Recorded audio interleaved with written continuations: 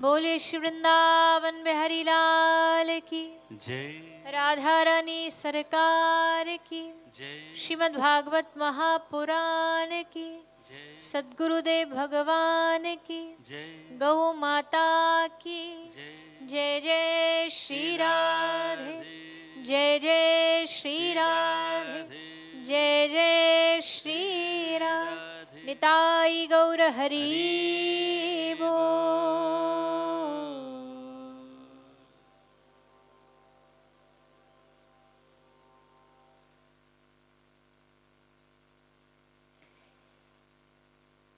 एक बार सभी बड़े भाव से बोलेंगे जय श्री राधे जय श्री राधे जय श्री राधे।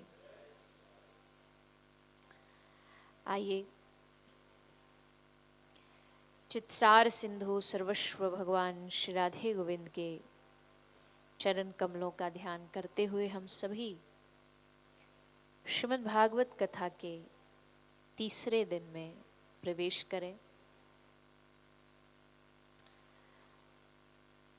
लगातार 3 दिनों से हम सभी भागवत जी की शरण में बैठे हैं। पुरुषोत्तम मास के इस पावन महीने में भगवत कथा का रसपान कर रहे हैं।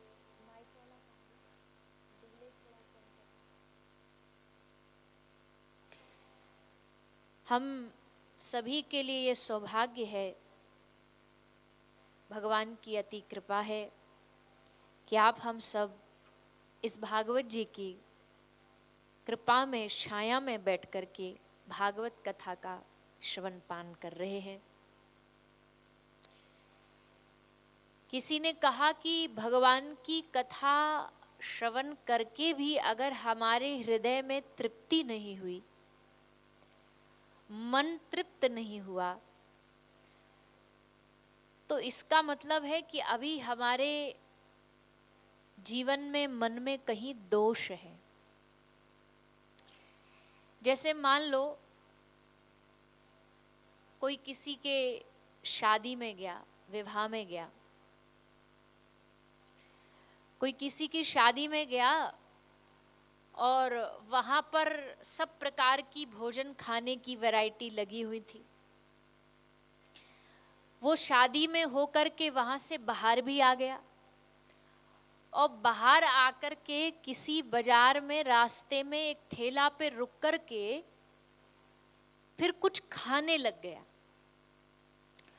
और जब वो बाजार में आके रुक के ठेला पे कुछ खा रहा है तो जिस घर का मालिक था, जिस घर में ब्याह था, वो वहीं से गुजर के निकला।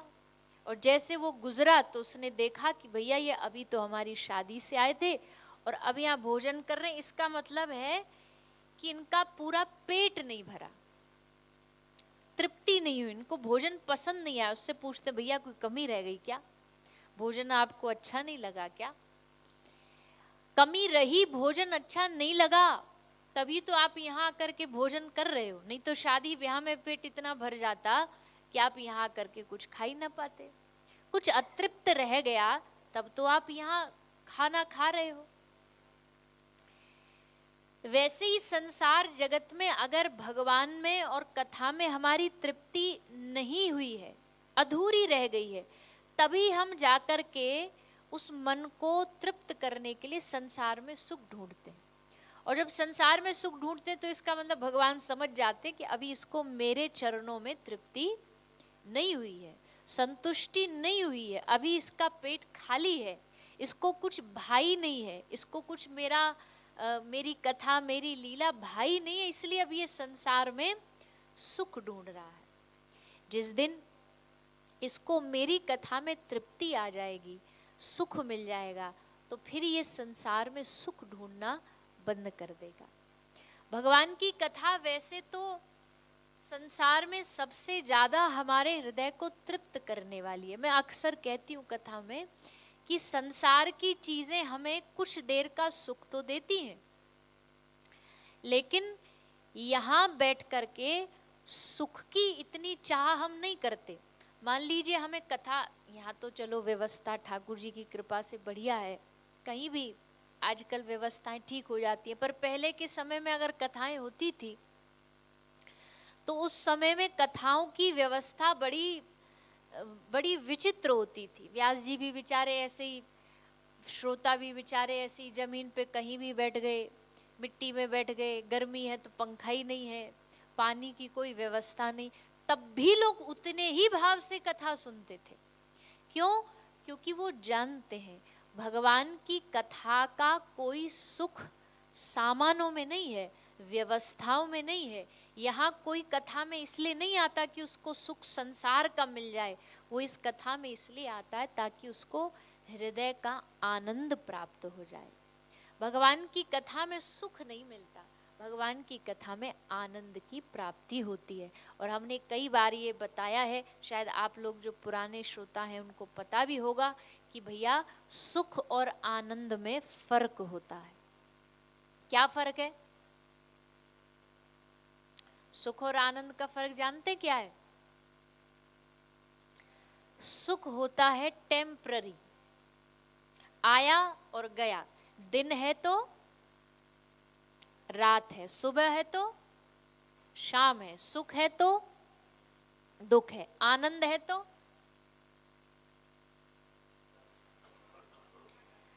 आनंद है तो आनंद ही आनंद है।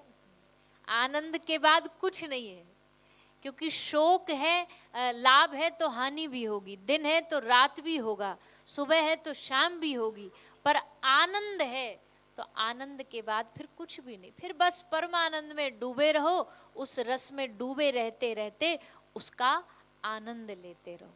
इसका मतलब है भगवान की कथा सुख नहीं देती, मंदिरों में सुख नहीं मिलता। बताओ, बिहारी जी जाओ, तिरुपति जी जाओ, केदार बद्री जाओ, वहां सुख मिलता है? अभी हम यहाँ आने से पहले 2-3 दिन पहले बद्रीनाथ होकर के आए। बद्रीनाथ से लेके अगला एक गांव पड़ता, अगर आप सब बद्रीनाथ गए हो, माना, भारत का अंतिम गांव से बोलते हैं। बद्रीनाथ जी से लेके माना तक 6-6 किलोमीटर तक लोग धूप में लाइन में खड़े, ऐसी लंबी लाइन लगी हुई है। 3-3, 4-4 घंटे खड़े रहने के बाद भी दर्शन कैसे होता है मंदिर में? आए, पुजारी जी ने धक्का मारा, चलो बढ़ो आगे। मतलब आए इतने 3-4 घंटे, कई तो ऐसे भी हैं बेचारे वो मंदिर से निकल भी जाते, उन्हें पता ही नहीं चलता कि भगवान निकल गए। दर्शन वहीं करना था पीछे, उनको लगता भी कुछ और आगे बाकी वहां करेंगे।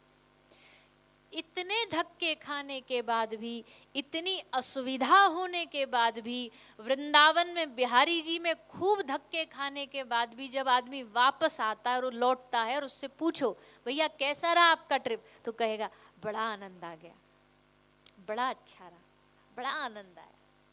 क्यों? क्योंकि वहां सुख नहीं है, वहां आनंद है। हम संसार की चीजों में तो सुख ढूंढ सकते हैं। अब आप बाली आए या किसी और डेस्टिनेशन पे जाएं तो आपको लगेगा बढ़िया रूम हो, बढ़िया कमरा हो, यहाँ व्यवस्था खाने की अच्छी हो, बैठने की अच्छी व्यवस्था हो। पर यही चीज जब हम धाम में जाते हैं ना, जब हम श्री वृंदावन धाम में जाएंगे, किसी और धाम में जाएंगे, वहां हम व्यवस्थाएं नहीं देखते हैं। और अगर वहां भी अगर कोई व्यवस्था देख रहा हो तो इसका मतलब ये आदमी बड़े घाटे में चल रहा है। अरे वहां व्यवस्था नहीं, वहां तो मन की अवस्था सुधारने जाते हैं। वहां मन की अवस्था सुधर जाए, हमारी मन की बेचैनी सुधर जाए, इस भाव को लेकर के जाते हैं। हम भगवान की कथा में व्यवस्था नहीं देखते। 3 घंटे आप सोच के देखो कितनी विचित्र बात है। 3-4 घंटे एक ऐसा मंच जो एक व्यक्ति को बांध करके रखता है बिना किसी मनोरंजन के। आप सिनेमा जाओगे तो वहां तो खूब मनोरंजन है, पिक्चर चल रही है, उस पर पूरी कहानी चल रही है, नाचना हो रहा है, बीच बीच में गाना हो रहा है, कभी रोया जा रहा है, कभी हंसा जा रहा है। आप किसी दूसरे मंच पर कलाकारी के पर जाओ तो वहां भी कुछ ना कुछ दिखाया जाता। पर भगवान की कथा के मंच पर क्या है? कोई तो मनोरंजन नहीं है, कोई यहाँ उलट पुलट काम नहीं है, केवल भगवान की कथा। और फिर भी भगवान की कथा सुनने वाले लोग 1 बार नहीं, 2 बार नहीं, महीना में 2-2, 3-3 बार भगवान की कथा जहां होती है वहीं सुनने पहुंच जाते हैं। अच्छा, आपको कोई फिल्म पसंद हो, मूवी पसंद हो, तो महीना में कितनी बार देख सकते हो उसको? 1 बार, ज्यादा से ज्यादा 2 बार, और इससे ज्यादा कोई देख रहा है तो फिर उसको तो हॉस्पिटल में चेकअप कराना चाहिए। ज्यादा से ज्यादा कोई हमको कहे ना कि भाई नहीं जबरदस्ती है, भाई तुम देखा है चलो हमारे संग भी चलो, तो मजबूरी में चल भी देंगे। पर माँ बोला हमको तो सब पता है, इसमें कोई सस्पेंस ही नहीं है, कोई बात ही नहीं है। अच्छा, अब भगवान की ये कथा सुनते सुनते आपको कितने साल हो गए भागवत सेवा परिवार को? 15 साल। कभी आपका मन नहीं किया कि ये क्या पता नहीं वही कथा आ जाती है बार बार बार बार वही रिपीट मोड में, कोई सस्पेंस नहीं है। चौथे दिन कृष्ण जन्म, 5वें दिन गिरिराज पूजन, फिर रुक्मणी विवाह, फिर ध्रुव, प्रहलाद, भगत जी, ये जी वो जी, सारी और जैसा हमने पहले ही दिन कहा था, अब तो कथा सुनते सुनते आप लोग एक्सपर्ट भी हो गए हो कि अगर हम माइक दे तो आप ही सुना दोगे भगवान कृष्ण ने कैसे कंस को मारा, राम जी ने रावण को कैसे मारा, तो कोई सस्पेंस भी बाकी नहीं।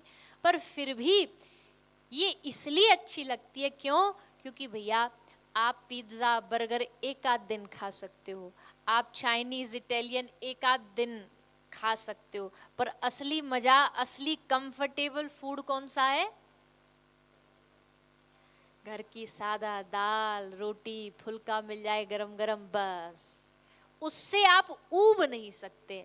क्यों? क्योंकि वो आपके जीवन का आहार है। भोजन से हम कभी ऊबे?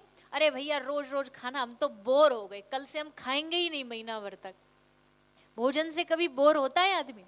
अच्छा चलो भोजन से नहीं होता, सांस लेने से कभी बोर हुए कि हम तो थक गए सांस लेते लेते, अब थोड़ी देर इसे रोक देते हैं, इसे बंद कर देते हैं? नहीं। क्यों? क्योंकि सांस लेना हमारे जीवन की क्रिया है, भोजन करना हमारे जीवन की क्रिया है। वैसे ही जब भगवान की कथा सुनना भी हमारे जीवन की क्रिया बन जाए, कोई मजबूरी ना रहे, वो क्रिया बन जाए। क्यों? क्योंकि धीरे धीरे ये हमारे कान में नित्य जाती रहे भगवान की कथा। पिबत भागवतम रसमालयम मुहुरहो रसिका भुवि भावुका, ये कथा रस हमारे कान के द्वारा हमारे हृदय में जाए, ये भगवान की कथा। तो इसलिए इस कथा की तृप्ति ना हो, यही हमें प्रयास करना चाहिए। अच्छा, वैसे तो कई सारे ग्रंथ हैं, पुराण हैं। शिव महापुराण परिवार संबंधी ग्रंथ है। शिव महापुराण क्या है? परिवार में कैसे रहें, क्या करें क्या ना करें, ये परिवार संबंधी ग्रंथ है। रामायण संस्कार केंद्रित ग्रंथ है। रामायण में संस्कार कैसे होने चाहिए उसका वर्णन किया। भगवत गीता व्यवहार केंद्रित ग्रंथ है, व्यवहार कैसा होना चाहिए। महाभारत संसार केंद्रित ग्रंथ है। लेकिन भागवत क्या है? भागवत उद्धार केंद्रित ग्रंथ है। भागवत सुनने से क्या होता है? उद्धार होता है। क्यों? भागवत हमें सुमति देती है। जब हमारे जीवन में सुमति आती है तो सुमति के आने से हमारा कल्याण होता, हमारा उद्धार होता। एक होती है सुमति और इसी के उल्टी दूसरी कुमति। एक बहुत पुरानी कथा है कि एक बार श्री ब्रह्मा जी को सुमति और कुमति दोनों बहन हैं, तो इनने जाके ब्रह्मा जी को कंप्लेन करी। ब्रह्मा जी को कहा सब लोग सुमति का गुणगान करते रहते हैं, सुमति को अच्छा बताते हैं। सुमति कुमति सबके उर रही, नाथ पुराण निगम अस कही, जहां सुमति तहां संपत्ति, जहां सुमति होगी वहीं संपत्ति होगी। तो दोनों सुमति और कुमति ने ब्रह्मा जी से पूछा कि हम आप दोनों आपकी बेटी है, तो आप बताओ आपकी फेवरेट दोनों में से कौन सी, आपको ज्यादा पसंद कौन सी है। अब ब्रह्मा जी बेचारे फंस गए क्योंकि दोनों इन्होंने ही बनाई है। अगर कह देंगे कुमति बुरी है तो कुमति पूछेगी तुमने बनाया ही क्यों। तो सुमति और कुमति दोनों, ब्रह्मा जी बोले तुम दोनों ही बढ़िया हो, दोनों ही अच्छी हो अपनी अपनी जगह पर। बोले ना ना, आपको दोनों में से एक को चुनना पड़ेगा, आप बताओ कौन सी ज्यादा बढ़िया। ब्रह्मा जी ने कहा अच्छा एक काम करो, वहां सामने खड़ी हो जाओ, दोनों सामने से चल करके आओ। तो सुमति कुमति दोनों गई, सामने से चल करके आई तो श्री ब्रह्मा जी ने मुस्कुरा के कहा कि बेटी सुमति तुम तो आती हुई अच्छी लगती हो, और कुमति बोले तुम जाती हुई अच्छी लगती हो। दोनों ही अच्छी हो और दोनों की चाल अलग अलग है। तुम सुमति आए तो बढ़िया है और कुमति जाए तो बढ़िया है। भगवान की कथा क्या प्रदान करती है? भगवान की कथा सुमति प्रदान करती है। ऐसी सुमति देने वाली, सद्बुद्धि देने वाली कथा राजा परीक्षित को सुनाई जा रही है। कब सुनाई जा रही है? जब राजा की मृत्यु निश्चित है 7वें दिन, जब उसे 7वें दिन मृत्यु आनी ही आनी है, उस समय ये कथा श्रवण कराई गई। किसी ने पूछा, अच्छा राजा परीक्षित तो 7वें दिन मरने वाले थे इसलिए उन्होंने कथा सुनी, हम काहे को सुने? हमें थोड़ी ना मरना है। बोले भैया, आज हमें नहीं पता कि 7वें दिन हमारी मृत्यु निश्चित है, पर हमारी मृत्यु कभी तो निश्चित है। इस संसार में आदमी का जन्म होता है ना, तो हर चीज ऐसी है कि हो सकती है और ना हो सकती है। पता नहीं ये बड़ा आदमी बने ना बने, पता नहीं इसकी शादी हो ना हो, पता नहीं बाल बच्चे हो ना हो, लेकिन एक चीज जन्म के साथ निश्चित कंफर्म होकर के आती है। क्या? ये नहीं कह सकते पता नहीं ये मरे ना मरे, बोल सकते हैं ऐसा? अच्छा, एक चीज और बड़ी विचित्र है, हम घर में सिक्योरिटी अलार्म लगाते हैं, सीसीटीवी लगाते हैं। किस लिए लगाते हैं? भाई कोई चोरी हो गई तो, पर चोरी होगी ही होगी ये पक्का नहीं है। चांसेस हैं कि अगर हो गई तो, संभावना है, उसकी व्यवस्था हम पहले से करके रखते हैं। अगर ऐसा हो गया तो क्या व्यवस्था है हमारे पास? जो चीज 1% होने की संभावना है उसकी इतनी तैयारी रखते हैं। सोचो जिस चीज की 100% संभावना है कि हम मरेंगे ही मरेंगे, उसकी क्या हम तैयारी करते? क्या उसके लिए हम तैयारी करते? अच्छा, मृत्यु की तैयारी का नाम सुन के भी घबरा जाते हैं। बोले मरने की कोई तैयारी होती है? दिमाग ठीक है तुम्हारा? मरने की कोई तैयारी करता है? घर में कोई मृत्यु के बारे में बोल भी देता है तो आदमी कहता है अरे भैया शुभ शुभ बोलो, क्या बात कर रहे हो? मृत्यु की तैयारी होती है? बोले हाँ, मृत्यु की एक ही तैयारी है। क्या? योगिनाम नृप निर्णीतम हरेर नामानुकीर्तनम। एक ही तैयारी है मृत्यु की कि भैया जीते जी आप अपने जीवन में भगवान की भक्ति, भजन, नाम, संकीर्तन पकड़ लो। यही तैयारी है। बाकी संसार में क्या क्या व्यक्ति व्यवस्था बना सकता है अपने मरण की? एक ही व्यवस्था है कि जीते जी हम अपने जीवन में इतना भजन करें कि हमारी मृत्यु भी आए, मृत्यु के समय हमारे मुख पर श्री ठाकुर जी का नाम आए। किसी ने कहा कि भैया मृत्यु के समय भगवान का नाम आता है, उससे कल्याण हो जाता है, तो फिर जीवन भर भजन करने की क्या आवश्यकता है?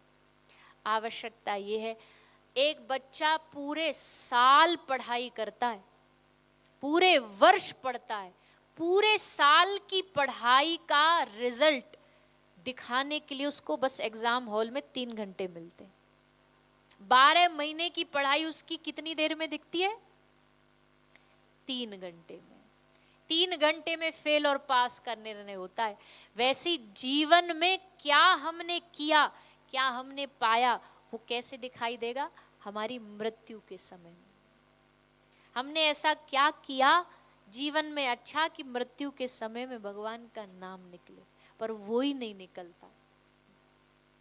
आसपास जिसने जीवन भर कभी भगवान को याद ना किया हो ना, आप उसके आसपास जबरदस्ती कहो भी कि भैया भगवान का नाम लो, प्रभु का नाम लो, तो उसके मुख से निकलेगा नहीं। हमारे ब्रज में कथा सुनाते एक बूढ़ी अम्मा थी, बड़ी नास्तिक थी, कभी भगवान को माना नहीं, कभी नाम लिया नहीं, कभी भगवान का भजन किया नहीं। अंत समय में मरने वाली थी तो सब लोग आसपास उसके खाट के चारपाई के खड़े हो गए। बोले अम्मा अब तू जा रही है, एक काम कर, जाती जाती एक बार राम को नाम ले ले, बोल दे अम्मा, एक बार राम राम बोल दे। तो ब्रज की अम्मा थी, ब्रज भाषा में बोलती थी, ब्रज भाषा में बोली, बोले मुंह पे ना बोलो जाए। सब बोले अरे अम्मा राम राम बोल दे, एक बार कृष्ण कृष्ण बोल दे। बोले ना, मुंह पे ना बोलो जाए। अब अम्मा बोले ही ना। एक चतुर आदमी बोला देखो हम बुलवाते, रुको। तो उसने जाकर के बड़ी चतुराई से पूछा, बोला अम्मा तो पे कहा ना बोलो जाए। अब उसने सोची जैसे हम पूछेंगे कहा ना बोलो जाए मतलब क्या नहीं बोला जाता। तो बोलेगी कि राम राम ना बोलो जाए, सो इतने में राम नाम निकल गया। तो उसने बड़ी चतुराई से कहा, अम्मा तो पे कहा ना बोलो जाए। तो अम्मा हंस के बोले बेटा जो तू बुलवानो चाहे वो ना बोलो जाए। मतलब कुछ भी हो जाए पर राम का नाम नहीं बोलेंगे, कृष्ण का नाम नहीं बोले। हमने कई लोग ऐसे देखे, पता नहीं उनको भगवान नाम से क्या एलर्जी है, क्या खुजली है उनको।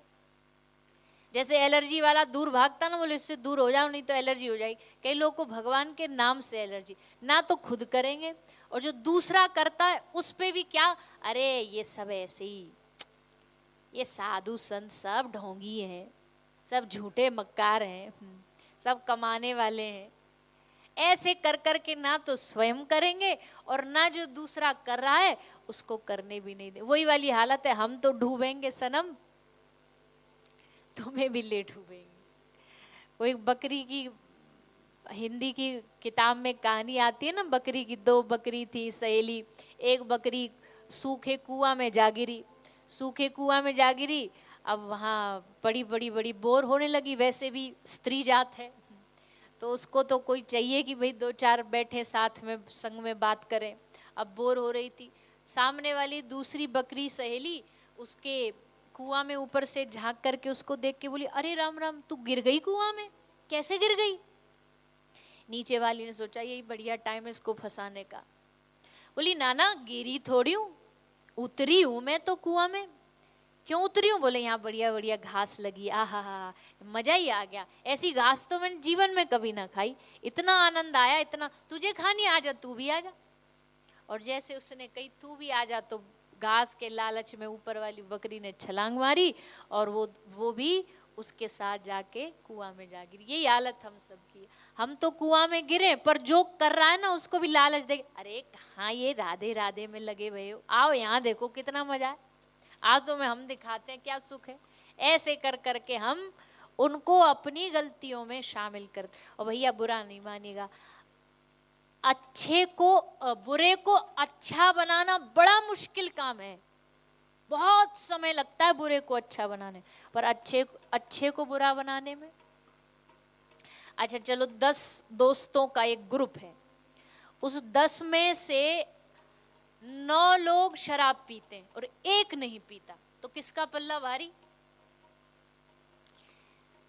9 वाले क्या बोलेंगे, अरे ये कोई जीवन है, ऐसे कोई जीते, तुमको तो जीना ही नहीं आता। देखो इधर 9 उसको इतना प्रभावित करेंगे कि 10वें को खुद पे डाउट होने लग जाएगा कि हम सचमुच ही तो गलत नहीं है जब ये 9 की 9 बोल रहे हैं, कुछ तो हम में गलती है।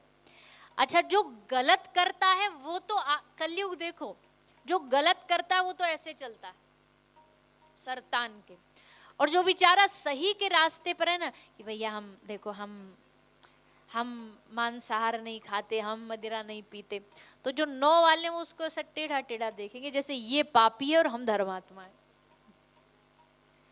ये पापी और हम धर्मात्मा, ऐसे देख। उसे भी अपने आप पर लगने लगता है भैया अब इनमें सेटल होना है, इनमें एडजस्ट होना है, तो तुमको भी ये तो करना पड़ेगा। वो इधर से बहुत खुसर पुसर आ रही है, कुछ गड़बड़ सी लग रही है, कुछ मामला गड़बड़ लग रहा है। अच्छा कथा एक चीज और है, कथा दर्पण है।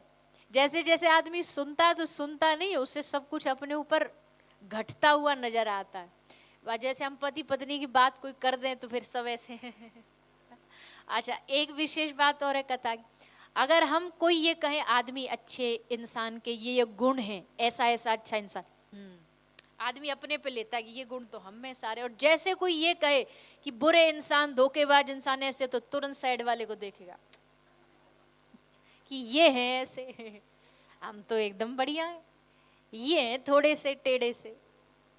अच्छाई आती है तो हमें अपना आपा दिखता है, बुराई आती है तो सामने वाला दिखता है। खैर हमारी चर्चा चल रही थी कि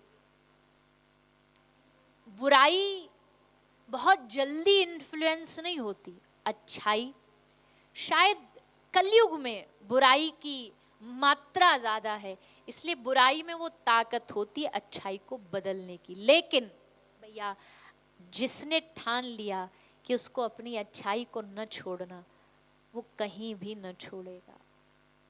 वो हर प्रयास करेगा, वो हर कोशिश करेगा। मान लो तो जीवन में कोई भी चीज असंभव नहीं है। ये मुझे करना है तो करना है, किसी भी हाल में करना है। उसका कोई एक्सक्यूज नहीं दे सकते आप कि उसने कहा तो कर लिया, उसने बोला तो कर लिया, उसने जबरदस्ती ये आदत डाली तो डाल ली। हमने मन में विचार किया कि हमें अपना आहार शुद्ध रखना है तो रखना है। हमने शायद पहले भी आप लोग को ये बात बताई।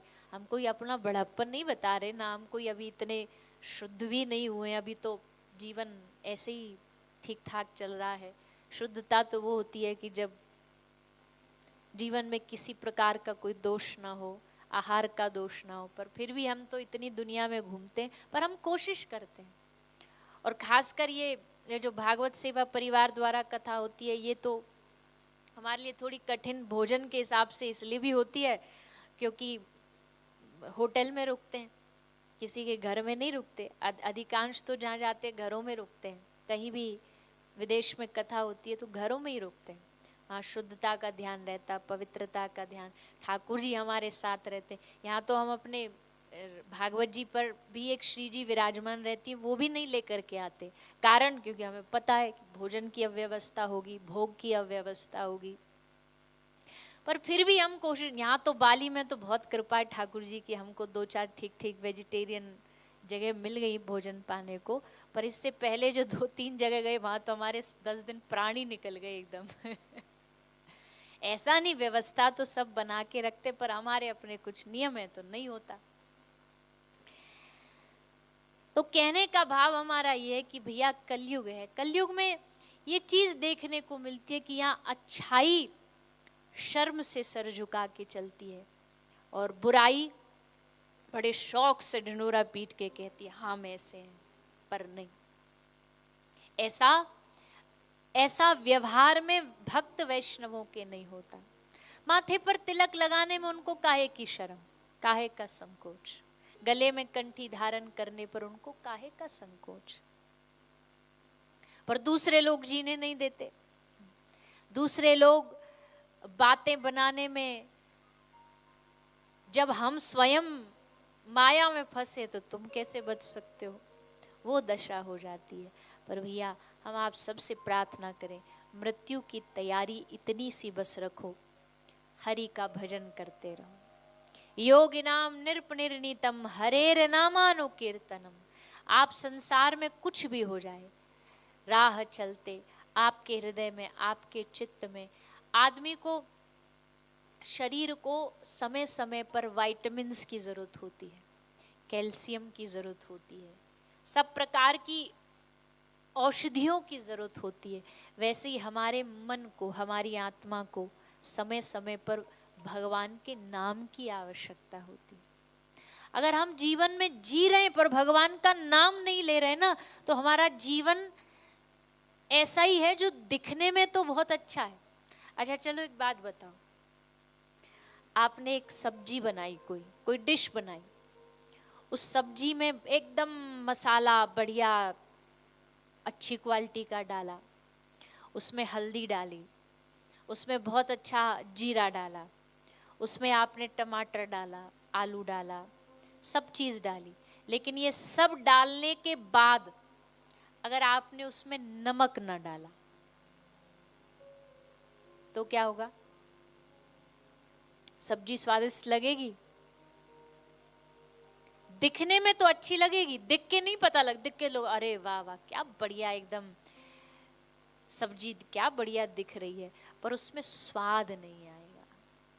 वैसे संसार की जितनी भी चीजें हैं ना, ऊंचा मकान, ऊंची दुकान, ये सब चीजें दिखने में तो अच्छी हैं, इससे लगेगा अरे वाह क्या बढ़िया जीवन है इनका, देखो क्या बढ़िया मालदार जीवन जीते हैं, पर उनके जीवन में स्वाद नहीं है, नमक नहीं है, भक्ति नहीं है। भक्ति नमक का काम करती है। तुम्हारा जीवन दिखने में कितना भी बढ़िया हो पर नमक ना हो तो सब बेकार है। वैसे ही भगवान की भक्ति है, उससे जीवन का स्वाद बढ़ता है, उससे जीवन का आनंद बढ़ता है। तो इसी भाव को लेकर के मृत्यु की तैयारी भजन के रूप में करनी चाहिए। राजा परीक्षित को पता लगा कि हम 7वें दिन मरने वाले हैं। अब या तो एक ऑप्शन ये है कि 7 दिन चिंता में, टेंशन में, इसको दिखाओ उसको दिखाओ। कई लोग नहीं होते संसार में, जब उन्हें लगता है कि कुछ गड़बड़ है, इसको हाथ दिखा लिया, उसको कुंडली दिखा ली। हम कोई उसका विरोध नहीं कर रहे, जिसका जो भाव है करना चाहिए, कोई मना ही नहीं है। लेकिन क्या कोई हमारे जीवन के दुख, संकट और व्याधि, हमारे जीवन की मृत्यु, क्या उसको कोई हमसे छीन सकता है? क्या उससे हमें कोई बचा सकता है? कभी नहीं। संसार में जो हम करके आए वो तो कैसे भी भुगतना पड़ेगा, हर हाल में भुगतना पड़ेगा। कोई संसार में आके हमें कहे हम तेरे दुख संकटों को अपने ऊपर ले लेंगे, नहीं ले सकता भैया। यही तो विधि का विधान है। आदमी कुछ भी कर सकता है, पर आपके कर्मों का विधान तो आपको स्वयं को भुगतना पड़ेगा। परिवार में भी कोई नहीं, आपसे कोई कितना भी प्यार करता हो, पर आपके शरीर का रोग क्या वो अपने ऊपर ले सकता है? बोले नहीं, आप तो बड़ी तकलीफ है, अपना दर्द हमें दे दो, नहीं ले सकता। ठाकुर जी ने इस संसार में एक ही अच्छी चीज बनाई है, ये हर आदमी अपने कर्मों का खुद ही भुगतेगा। अगर दूसरे भुगत रहे होते ना तो इस संसार आज ऐसा नहीं होता। सबको लगता है जी करके निकल जाओ, दूसरे भुगतते रहेंगे। भगवान ने कहा नहीं, ये विधान ऐसा बनेगा, जो करेगा बोया पेड़ बबूल का तो आम कहां से हो। कर्मों का ठाकुर जी ने सुंदर विधान बनाया है। तो राजा परीक्षित गंगा के तट पर गए, सब संतों के शरण में बैठे। देखो भैया, जीवन में जब कोई समस्या का समाधान न मिल रहा हो ना, तो किसी संत के चरणों में जाकर के बैठ जाना। संतों के पास सब समस्या का समाधान होता है। उनका जीवन ऐसा होता है कि वो आपको कहीं ना कहीं से समाधान ढूंढ करके दे ही देंगे। और ये उनकी संगति का भी असर है। जब आप किसी संत की संगति में रहते हो ना, किसी साधु की संगति में रहते हो, वो साधु धीरे धीरे धीरे अपने रंग को आप पर चढ़ाने लग जाता। ये उसकी संगति का असर है। तो राजा परीक्षित गंगा के तट पर श्री सुखदेव जी की शरण में गए और उनसे निवेदन किया, हे प्रभु, आप हमें कोई बढ़िया कथा सुनाइए जिससे हमें 7 दिन में भगवान की प्राप्ति हो। तब श्री सुखदेव जी ने राजा परीक्षित को भागवत सुनाना आरंभ।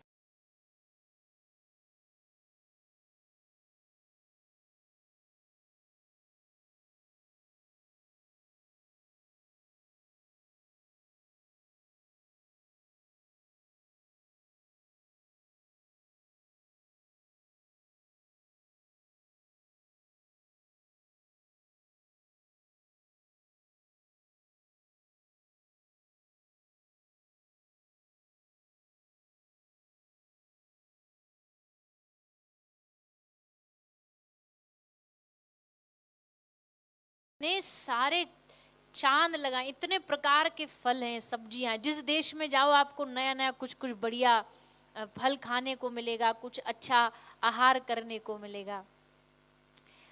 हमें करना क्या है? हमें भगवान को जाकर के जवाब देना। ऐसा कोई दुनिया में पैदा ना हुआ जिसको जवाब न देना पड़े। एक ना एक दिन तो जवाब देना पड़ेगा। उस जवाब के लिए हमें पहले से तैयार रहना पड़ेगा।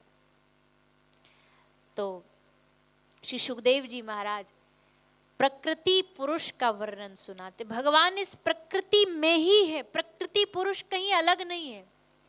इस संसार में प्रकृति के रूप में, नेचर के रूप में ठाकुर जी सब जगह विराजमान है। अगर आपको भगवान की पूजा करनी, सेवा करनी, प्रकृति की सेवा करो, उसकी रक्षा करो। गायों की सेवा करो, उनकी रक्षा करो।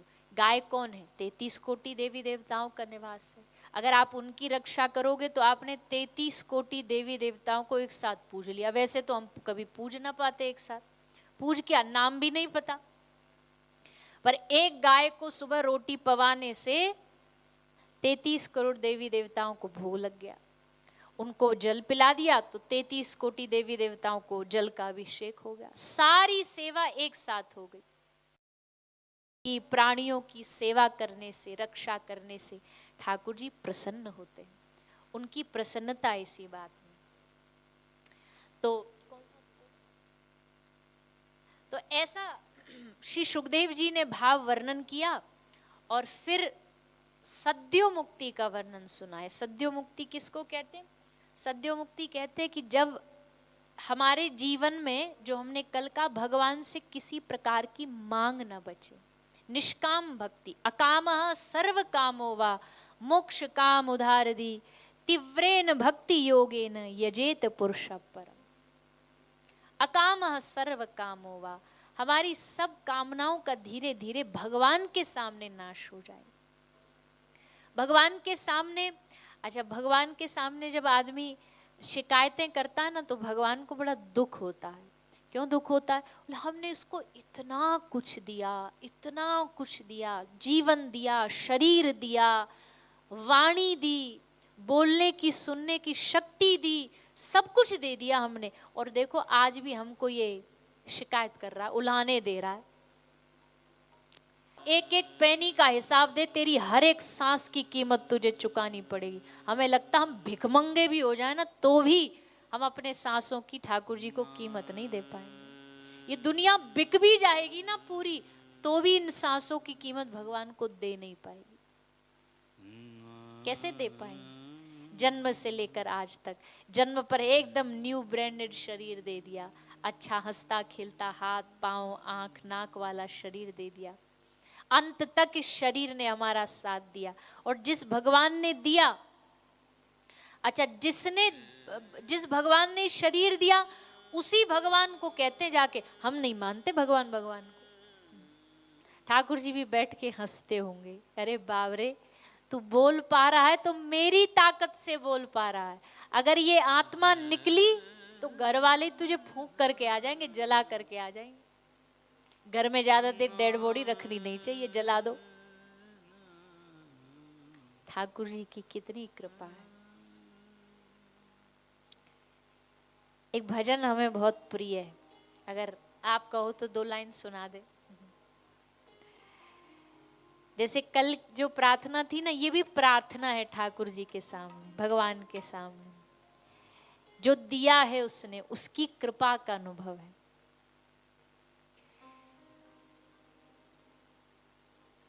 ऐसा क्या काम किया हमने तेरा,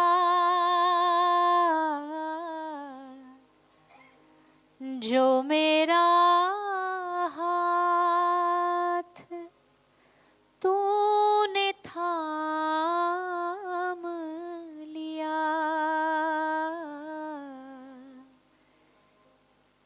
ऐसा क्या काम किया हमने तेरा, जो मेरा हाथ तूने थाम लिया। मेरी जिंदगी बदल दी तुमने, क्या जरा सा मैंने तेरा नाम लिया। ऐसा क्या काम किया हमने तेरा, जो मेरा हाथ तूने थाम लिया। ऐसा क्या